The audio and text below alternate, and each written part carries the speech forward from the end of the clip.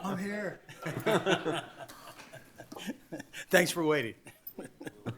We're live, sir. You didn't? Oh, But you Vice can, President was gaveling us in. oh, you already started. Good, good. And, Where you at? Nowhere yet. no, You're just go good. ahead and read. Okay. You go ahead and silence this thing first. Okay. Good evening. Welcome, everybody. I'm Randy Guy, President Commissioner of St. Mary's County. Before I introduce the other commissioners, I ask that you turn your cell phones off or on vibrate, just like I did. Sitting to my right, representing 1st Commissioner District, which includes Bridge, Piney Point, St. George Island, Mr. Eric Colvin. Good evening. Representing 2nd Commissioner District, which includes Leonardtown, Hollywood, Mr. Mike Hewitt. Good evening. Sitting to my left, representing the 3rd Commissioner District, which includes Charlotte Hall, 7th District, Golden Beach, and Mechanicsville, Mr. Mike Alderson Jr. Good evening. Representing the 4th Commissioner District, which includes Lexington Park, some of California, Great Mills, and some of Hollywood, Mr. Scott Ostro. Good evening. Sitting at the end of the dais, of course, is David Weiskopf, our County Administrator. Evening.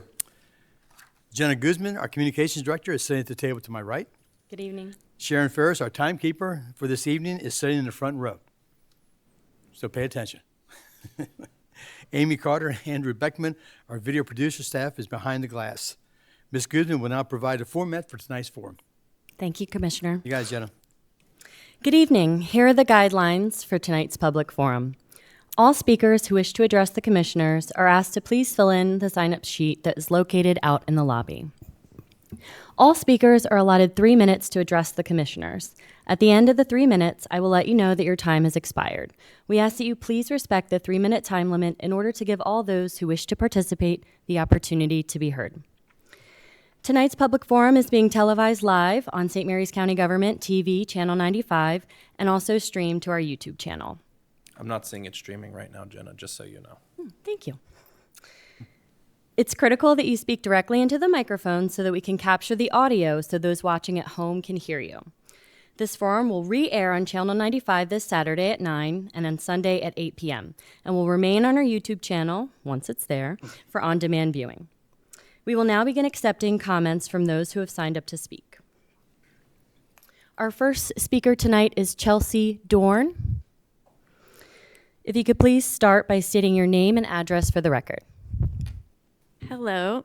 Okay. My name is Chelsea Dorn. My address is 23290 Wooded Way in California, Maryland. I still think that's really fun to say. I am a St. Mary's County resident, and I am here today representing the Leonard Hall Junior Naval Academy Board of Trustees, and I am also a parent of a LHJNA student. As you all know, our lease with the county ends in 54 days, and we are kind of at the 11th hour. Since the vote to terminate our lease was made, we have been working tirelessly. We've hired an interim headmistress and brought our previous long-term military director out of retirement to keep doing good work. We've hired additional replacement teachers and brought on 2 advisors that have over 30 years of experience in regards to Leonard Hall. From the initial closure of our doors, which was unexpected for everyone, we were back in classrooms within 10 days, which is no small feat. We had students that left and came back because what we have at Leonard Hall is special and it fills a gap that cannot be filled anywhere else. We would like to continue this legacy for another 115 years and need each of you to help us get there. Right now, there is a parking lot full of current and prospective students and community members that are having their own meeting, and we plan to continue the legacy of Leonard Hall, and we hope that you will help us get there. Right now, what we would like is an extension of our lease for 1 year. That gives us the chance to raise the needed funds, to look at other facilities, and to potentially negotiate long-term lease prospects with the county. I would like to extend a personal invitation to you that the school opens at 8:20 tomorrow. We would love to come and have you be there and meet our students and find out what makes us different. And we would also like the opportunity to have a meeting with you commissioners and with our board. We were told last time to figure out what was happening and who was running the show and come back to you, and we are ready for that. And right now, again, all we're asking for is that extra year for our lease. Okay. Thank you. Well, thank you. Thank you. Our next speaker is Cody White. Please tell us your name and address at the beginning. I can come help you, Cody. Hold on.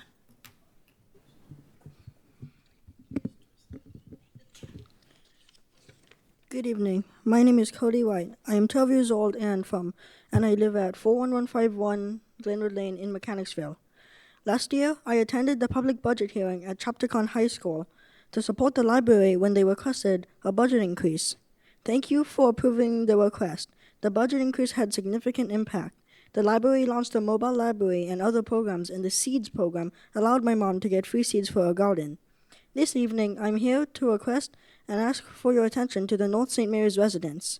About 10 weeks ago, St. Mary's County Recreation and Parks Board sent out a survey asking residents for ideas and input that the board can include or consider in the future planning for recreation parks, programs, services, and facilities. Originally, I was going to ask you to consider building a spray ground park in northern St. Mary's. The only spray park in the county is in Lexington Park, which is a 35-minute drive from Charlotte Hall on a good day with no traffic. Based on a survey that I asked my mom to do on her Facebook page, the replies from citizens expressed their excitement and recommended to build it either at John Baguette Park, Letty Dent Park, Dorsey Park, or somewhere in the Mechanicsville-Leonardtown area. This might be an impossible request to fulfill in the next couple of years due to budget cuts, but I believe it would be a great addition to the parks and recreation facilities in the future. I feel like the citizens of Northern St. Mary's are neglected in the case of parks and recreation because most of the programs and facilities are located far south. One example is the YMCA, which is in Lexington Park. Tonight, I want to ask you to look into installing water fountains and spigots accessible to the public in parks. I recently went to an event at Dorsey Park when me and some other visitors ran out of water. The only potable water source we were able to find was the bathroom sink. I am not sure if this problem only applies to Dorsey Park, but installing water fountains will help to hydrate people, especially children, during the summer. According to the weather report, this summer is expected to be 50% hotter than last year, where the temperature was 100 degrees Fahrenheit. Thank you very much. Good job, Thank you. young man. Thank you. Thank you. Mary Ludwig.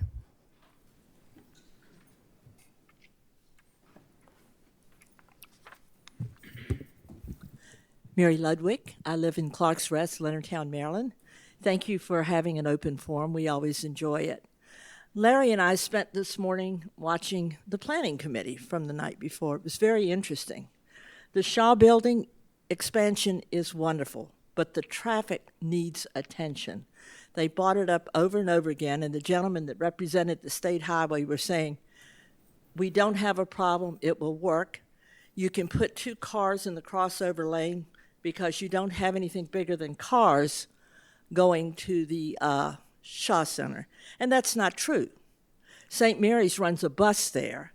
Larry, who is an EMT, has ridden through there many a time in an ambulance and an emergency service. So I really think, I don't know what you can do about it, but they neglected the demographics too. The folks going to the Shaw Medical Center now are usually a little older and in a lot of cases sick. You're not going there for fun. So there's a very, very big opportunity to be distracted. I think we need to pay attention to the safety getting in and out of that building. And in light of that, as members of residents of Clarks Rest, we have fought the gallant fight to get a light at Clarks Rest and Route 5. Route 5 in Leonardtown is like second on the list of the most dangerous intersections in St. Mary's County. They put a light up at Leonard's Grant and Hollywood Leonardtown Road. They said there's more traffic there. Well, there is more traffic than it used to be because if you try to make a left turn out of Clarks Rest or Singletree, it's suicidal. So all of us go back through the residence, we cut through the hospital, or we go up to Leonard's Grant to just get to Leonardtown. Otherwise, it's just a very unsafe process to do that. And I know we have to follow the letter of the law, but sometimes interpretation needs to be done at a more humane level. I mean, we love our neighborhood. The traffic that you're not seeing so much on Route 5 now is either going out Hollywood, Leonardtown Road, but in that effort they're going through our neighborhood. So we've become a cut through. So I think it's something, I don't know what we can change now or what we can do to get a light there, but we just want to keep, it's like the YMCA. We're going to just keep bringing it up until hopefully we can have some changes made. I'm just going to close now with one thought. Today was a red letter day for us. We voted in the primary. We voted in Leonardtown for their commission, and it is Larry's birthday. So if you see the old man, wish him a happy birthday. Thank you. Thank you.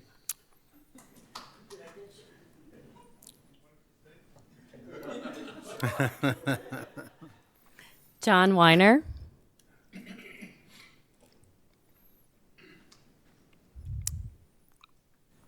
Could you move a little closer to the mic?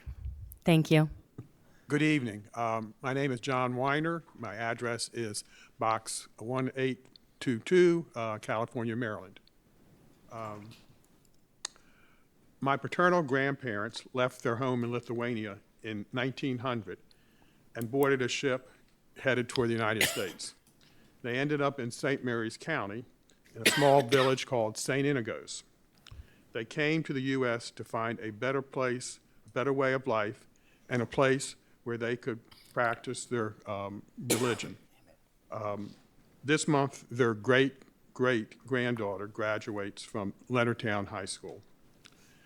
The immigrants today who are coming to the United States, coming for some of the same reasons that my grandparents came here 124 years ago, to find a better life for themselves and their family, and to enjoy the privileges, rights, and freedoms that are guaranteed to all of us by the U.S. Constitution.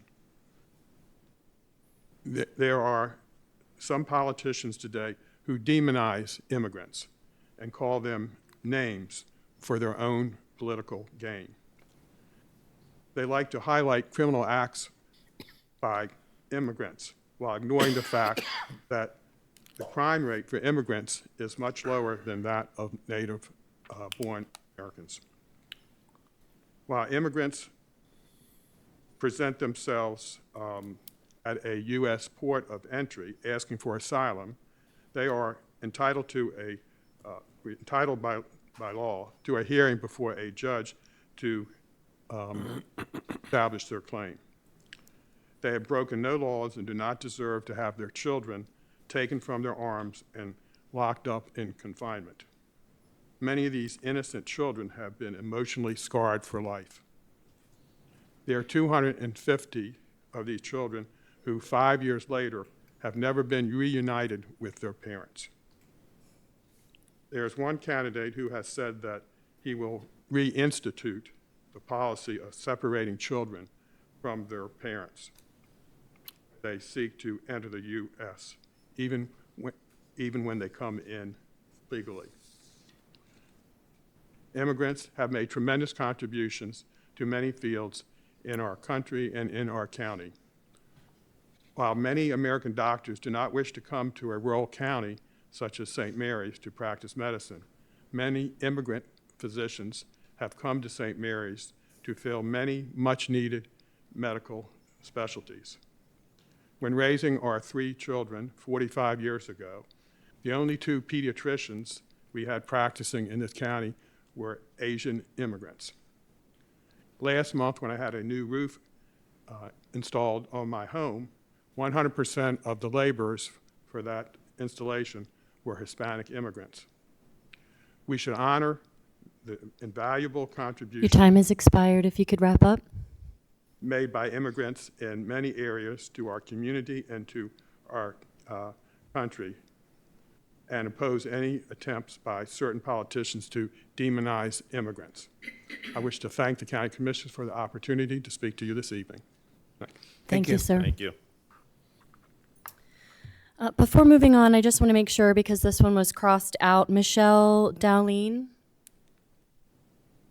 You're okay? Okay. Thank you. Sherry Tucker. If you could please begin by stating your name and address for the record. Good afternoon. Good afternoon. Thank you. It's an honor speaking here tonight to y'all, sir, ma'am. My name is Sherry Tucker. If you could just be a little closer to the microphone so people at home can hear you as well. Yes, sir. Yes, ma'am. Thank Thanks. you. My name is Sherry Tucker. My address is 17679 Three Notch Road. I'm a little nervous. Danbury, Maryland, 20628. My first concern is with the STS, which is the St. Mary's County Transit Authority bus. I had several complaints, and I still have an ongoing complaint now, which I've been trying to get addressed since the week before Easter in March. I've tried to go through the chain of command, starting with the supervisors and the dispatchers, and when I didn't get no results or could not get the name of the driver, I reached out to Terry Stearns to watch some of the videotapes after I was threatened by one of the bus drivers. I am disabled. I don't have my cane with me now because I have good days and bad days. And when I could not get no resolutions because she had to go on the road because there's a staff shortage of bus drivers, so she did have to go on the road. But she promised that she would look at the tape because I told her I was threatened by the bus driver and then thrown off the bus. Some of the bus drivers would not cooperate. They would not go to the requested stops, and they would tell you quickly, well, that's what the other bus drivers do. We don't have time, or they just won't do it. So I reached out to Allison Swint, and she said she's going to review the tapes. And every time I call her, she says she does not have a chance, or she did not have a chance to review the tapes. So I reached out to St. Mary's County Sheriff Department, and I told them what happened that Friday in March, that I was riding the northbound California bus. The bus driver for Jerome was at the Target, and I said, I need to get off at behind the Lowe's. And he said, well, I'm not going there. My next stop is at the next shopping center. I said, well, as long as you requested it, and I requested it earlier, but you was talking on your cell phone when I entered the bus, and you told me, can you see I'm on the phone? And when I have reached out before, they would never give me his names, and I found out through someone else. So he said, you need to get off my bus, I'm gonna call the police. I said, what am I supposed to do? I'm disabled and I can't walk that far. So he said, get off my bus. So he started to proceed to scream at me, so I got off my bus. So he bluntly told me after I got off the bus, you lucky I didn't kick you off the bus. So me and Allison and Terry Stern had been playing email and phone tags because no one had reviewed the tape, and I knew it was very important. So I reached out to my son, which is in law enforcement, and I asked him, is there any way that you can have the sheriff department pull this videotape, because I believe it's very, very important. And if he's treating myself like this, disabled, and I'm about to be 54 in a couple of weeks, who else, mother, grandmother, parents, he's treating like this? And I said also, I told Allison that I'm also concerned because some of the bus drivers on their route have done the same thing. They're refusing to make stops. I said, this is a transit system that get public, they get not donations, what's the word I'm looking for, that's publicly funded by the Your state. time has expired. Please wrap up. Okay, so that's my biggest concern, that no one's not communicating with me, no one's not addressing issues, and it is a safety concern when you have the drivers that's not in the supervisor. But thank you for your time, sir. and Thank you. gentlemen. Thank you. Thank you, ma'am. Troy Cowan.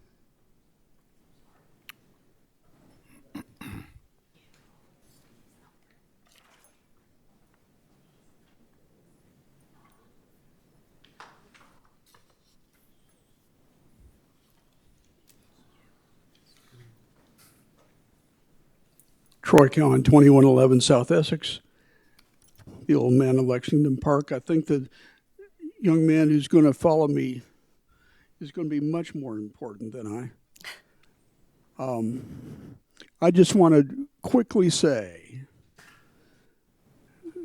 I'm impressed, I'm pleased. Thank you very much for the budget process that you all just went through. I think it was productive. I think it was a good one. I also want to thank the Planning Commission for approving the MedStar facility expansion. That's going to be a boon to our county.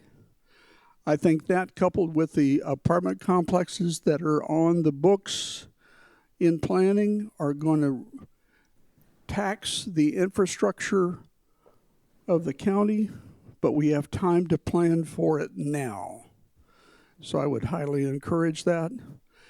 And I'm also very thankful for y'all's support of the YMCA. What more can I say? It's all for the kids. Thank you. Thank you. Addison Willie.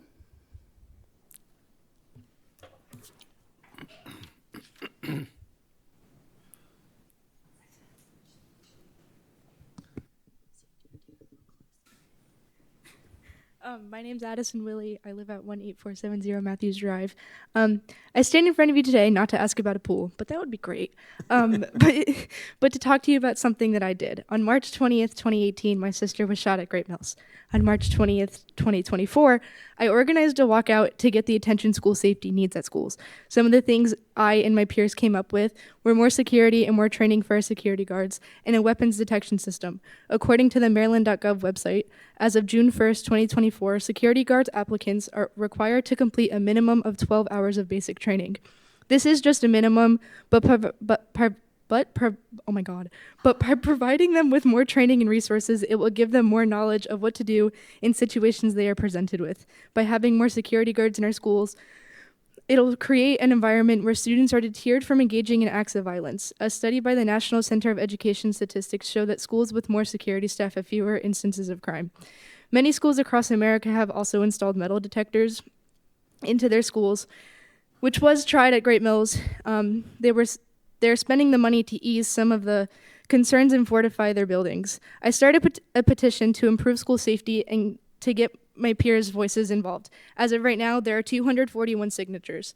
As a senior at Great Mills with 7 days of school left and 24 days until I graduate, I decided to become proactive for my school and peers. Change doesn't happen overnight, and it takes more than one person to make change. We urge you to consider to invest more in our school safety so that the kids in schools now and the future generations can get and thrive in their education without the fear of what could happen tomorrow. Thank you. Thank you. Rick Benefield.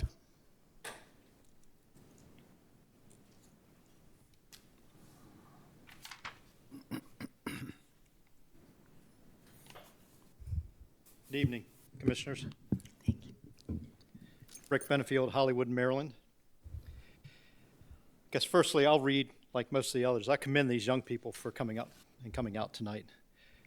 Commissioner Hewitt, thanks for being ever vigilant with all things budget and all things fiscal with regards to our county, for challenging and holding to account those that have been charged with responsibility in using taxpayer resources that fuel our local government. Commissioner Colvin, I commend you for being engaged as a young man in our local government, your second term even, and I certainly applaud your character and your commitment to that vocation. Thank you. Commissioner Ostro, I thank you today for reminding us about being cognizant of our mothers this coming Mother's Day.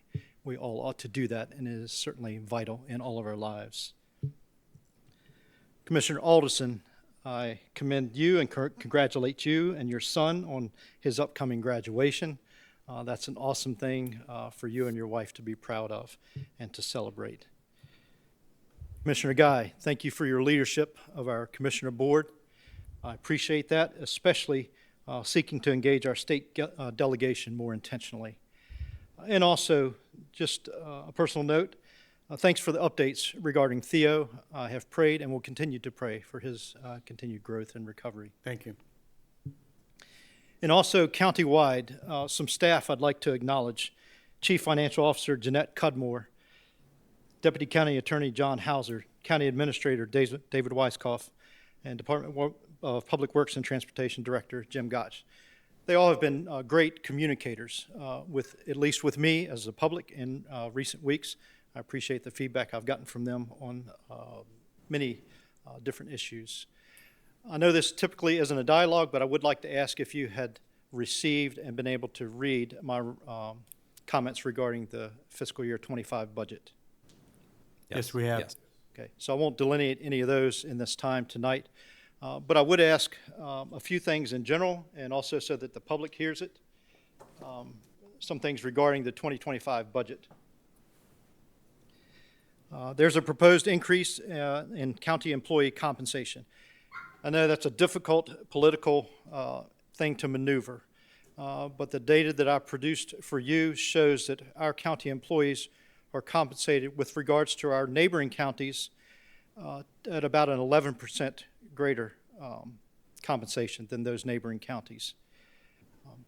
Also, I made a comment regarding the proposed daycare, and I know there's still probably discussion to be had about that in the future, but I would comment publicly that I'm opposed to the county constructing that daycare.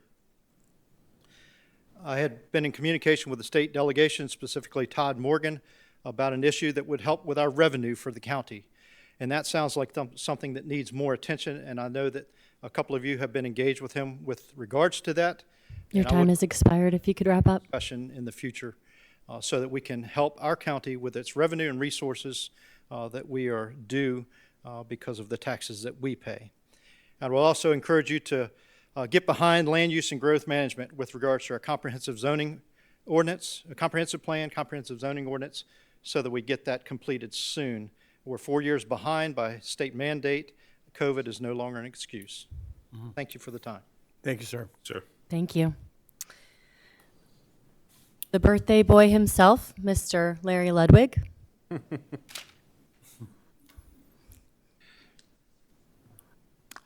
Please, nobody sing happy birthday. Good evening, commissioners.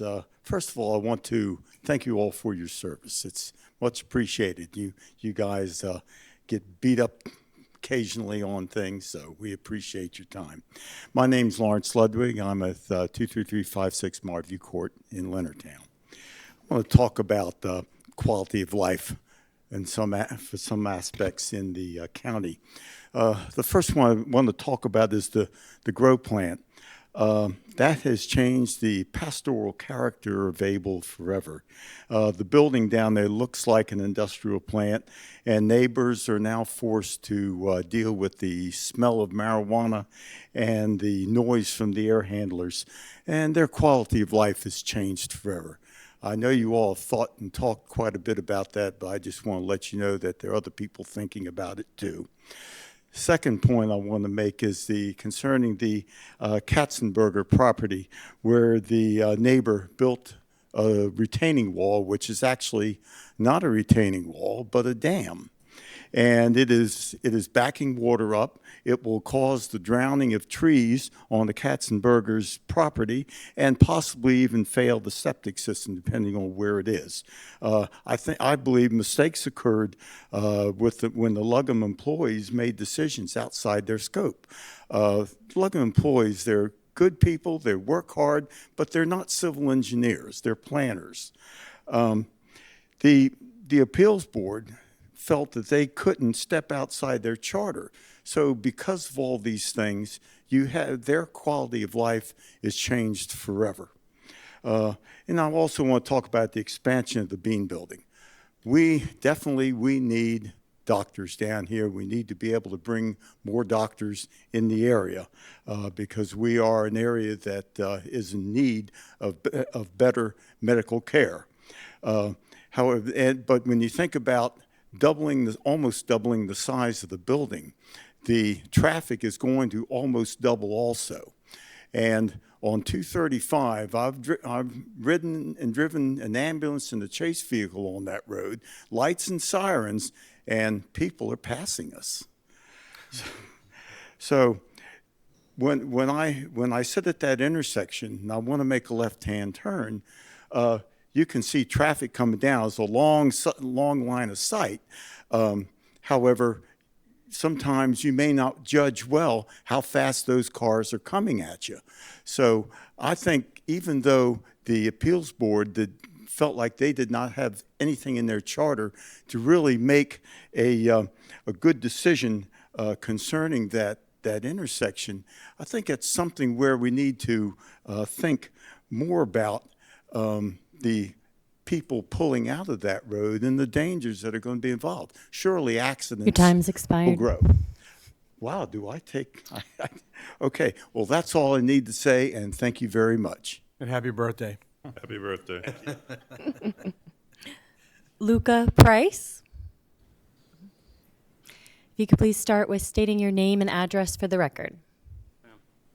My name is Luke Price, 48373 Seaside View Road, Ridge, Maryland. I'm here asking for an extension for the lease on Leonard Hall Junior Naval Academy. I've been attending Leonard Hall for the past 4 years. I transferred there from Riken, where I wasn't getting the best of help. Since then, it has changed me into a new man, the man I am today.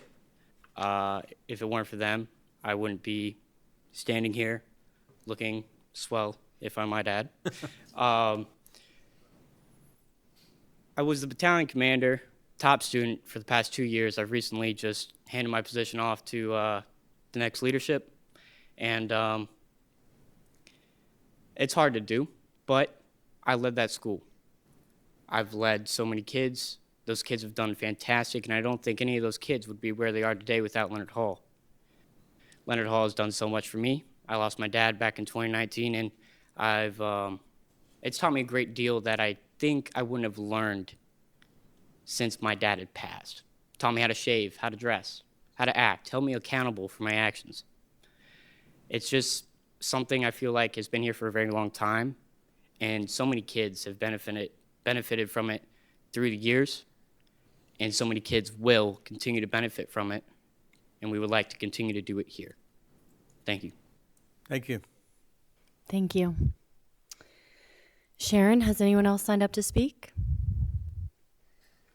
Commissioner President Guy, if we have no additional speakers, I will hand it over to you. Thank you, Jenna. Does anybody who didn't sign up wish to speak up right now at this time? The mic is open. No one else? Well, I want to thank you all for being here tonight. Appreciate your comments, and believe me, those of you who spoke, we hope we will be able to solve your problem, or at least get back with you with some kind of response. So make sure that if it's not clear with your name and address or phone number or whatever, that we have all that if you want a response back. At this time, I thank Ms. Guzman for her running this. We appreciate your input. It is an important part of our deliberation and decision-making while we're here. And you can be assured each of you will be contacted with the right information, but as long as we got your address and phone number. And you will be contacted by one of our staff and follow-up information. We will now close the meeting. Thank you.